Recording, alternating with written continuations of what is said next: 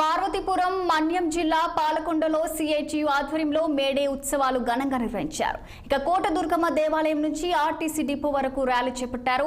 Labour చట్టాలను రద్దు చేసి 8 గంటల పని దినాలను అమలు చేయాలని డిమాండ్ చేశారు. అవుట్ సోర్సింగ్ కార్మికులను పర్మనెంట్ చేయాలని, భవన నిర్మాణ కార్మికుల రక్షణ బోర్డును పునరుద్ధరించాలని కోరారు. ఇక ఆటో, మోటార్ కార్మికులు అలాగే కళాశీలకు రక్షణ కల్పించాలని, కార్మిక కర్షక వ్యతిరేక విధానాలు నశించేదాకా సిఐటియు పోరాడుతుందని హెచ్చరించారు.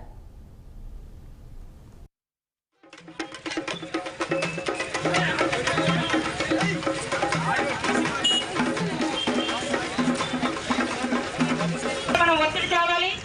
ఈ లేబర్ కోడ్లు కూడా రద్దు చేసే వరకు కూడా మనం పోరాటం చేయాలని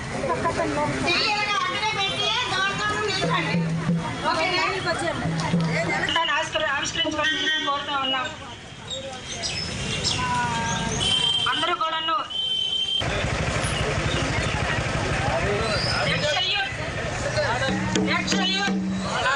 Excellent.